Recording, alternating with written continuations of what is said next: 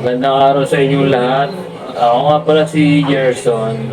Sa demo na ito, papakita ko sa inyo kung paano mag-setup ng isang bagong company gamit ang Dynamics 365 Business Central. Una sa lahat, kailangan natin gumawa ng bagong company.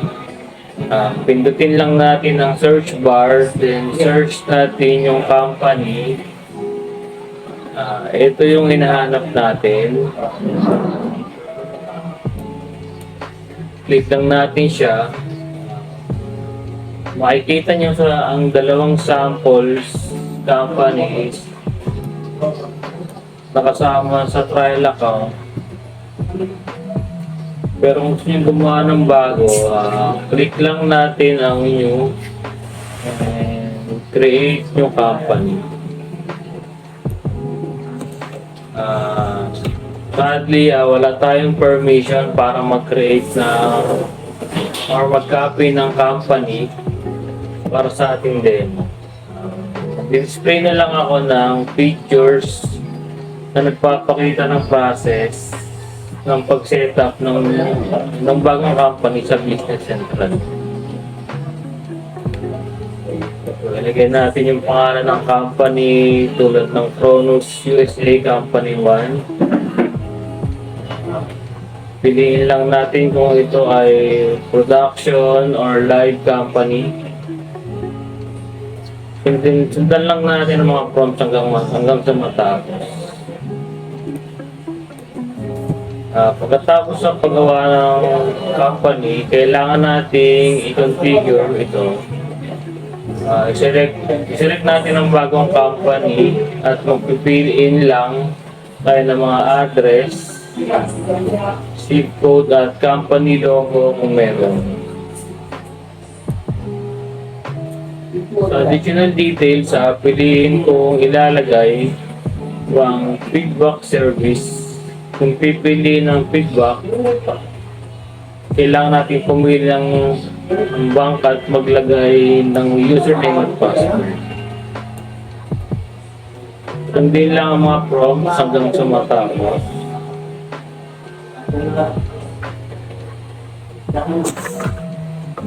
Pumili naman tayo ng method tulad ng FIFO or LIFO.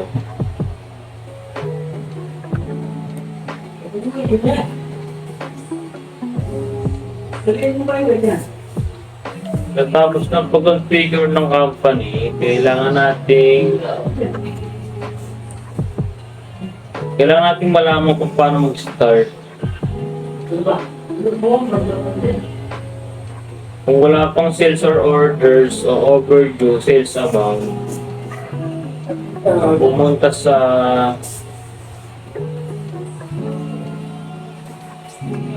tayo sa business system, sa area ng homepage.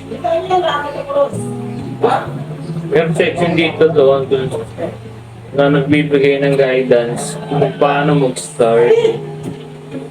Pwede kang mag-read ng online help, pwede manood ng videos, or mag-trigger ng assisted setup para ma-configure ang mga grading at tax data. Ang sunod naman ay kung paano mag-migrate ng business data. Meron tayong iba't ibang options para dito. Sa demo na ito, gagamit tayo ng Excel method. Pumunta setup and extensions. Sa menu at i-click ang assisted setup.